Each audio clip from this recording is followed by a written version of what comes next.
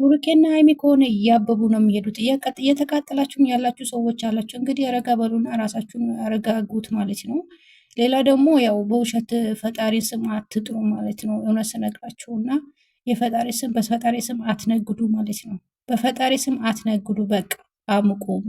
ሰላም ሰላም፣ ጨረቃ ፋሚሊ እንዴት ናቸው? ደህና ናቸው? እንግዲህ ዛሬ ሀይሚና ብሩኬ መጥተዋል እንዳመረባቸው ፋብትን ብሎ መጥተዋል እና እንግዲህ አንዳንድ ሰዎች በጣም እየተቃጠላችሁ እየተናደዳችሁ ነው እና እባካችሁ ስለ እነሱ ኑሮ አትኑሩ፣ ስለ ራሳችሁ ኑሮ አስቡ ማለት ስለ ራሳችሁ ህይወት ኑሩ።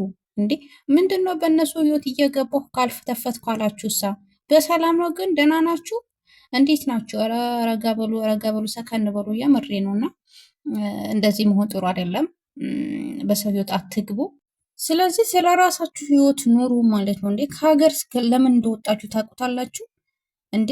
የመዳን ዋይፋይ ተመችቷችሁ በቃ ስራችሁን ትታችሁ የ24 ሰዓት ስለነሱ ነው የምታወሩት። ስለነሱ ነው የምታወሩት 24 ሰዓት ስለነሱ ነው፣ ማታም ቀንም በቃ እስከሚመሽ ድረስ እስከሚነጋ ድረስ ስለነሱ ነው የምታወሩት። ስለ ብሩኬና ስለ ሀይሚ እንትን ነው የምታወሩት። እንዴ ምንድን ነው? እነሱ እኮ ከጥፍራቸው ቆሻሻ አይቆጥሯችሁ ማለት ነው። ዝም ብላችሁ ትልፈልፋላችሁ።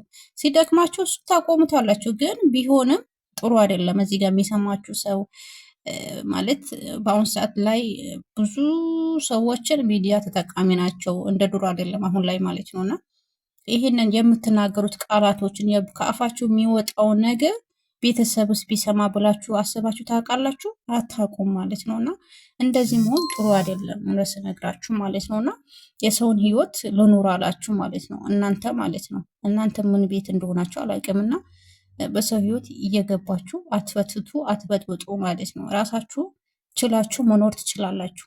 ግን ብዙ ጊዜ አሁን እኔ የምታዘበው በቃ ሰውን ባላገባው ቦታ ሲገባ ማለት አሁን ምሳሌ እናንተ አንድ ሰው ያላገባው አሁን ለምሳሌ እናንተ ያላገባችሁ ቦታ የምትገቡ ሰዎች ጥልቅ የምትሉ ሰዎች ማለት ነው።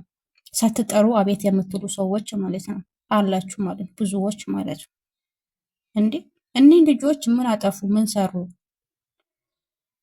ማለት ብቻ ሁሉም ማለት ብቻ አላውቅም። በጣም ይከብዳል እውነት ስነግራችሁ ነው።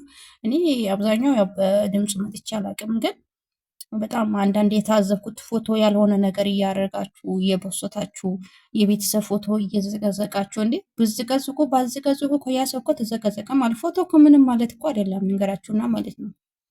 እናንተ ይሄን በቃ የሆነ ትልቅዬ ነገር አድርጋችሁት ይመስለኛል።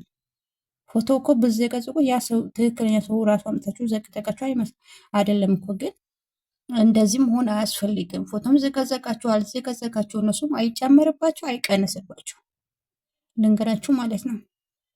ምንም የሚቀነስባቸው የሚጨምርባቸው ነገር የለም ማለት ነው። ፎቶ ብዝቀዝቁ የፈለገ ነገር አድርጋችሁ ብታመጡ ግን የሆነ አይን ስታዩ የሚያስጠላል እንጂ እንደዚህ ብታደርጉ እነሱ እኮ ምንም የሚጎድልባቸው ነገር የለም ማለት ነው። ምንም ነገር የሚጎድልባቸው ነገር የለም። ግን ታፍራላችሁ። እናንተ ማፈሪያዎች ናቸው። እና አንድ መናገር የምፈልገው ማለት ነው አንድ በጣም ትልቅ ነገር መናገር የምፈልገው በውሸት የፈጣሪን ስም አትጥሩ። በቃ በውሸት የፈጣሪን ስም አትጥሩ። ይሄ ማርያም ብላችሁ የምትምሉ ሰዎች አላችሁ። እግዚአብሔርን ብላችሁ የምትምሉ ሰው አላችሁ። ወላሂ ብላችሁ የምትምሉ ግን እውነት እላችኋለሁ አንድ ቀን ዋጋ ያስከፍላችኋል። ይሄ የምትናገሩት ቃላቶች ማለት ነው። በውሸት ፈጣሪ ምን ነው በውሸት ማሉልኝ አለ እንዴ? ለምንድን ነው እንደዚህ የምታደርጉት? እንደዚህ ጥሩ አይደለም። ለራሳችሁ ማለት ነውና ማለት ጥሩ አይደለም እንደዚህ። በቃ እውነት ስነግራችሁ እንደዚህ አታድርጉ ባይ ነኝ። እና ብሩኬና ሀይሚ ከሆነ መቼም እነሱ እጥላለሁ ብትሉ ራሳችሁ ነው የምትወድቁትና ስለነሱ ህይወት አትኖሩ። ስለ ራሳችሁ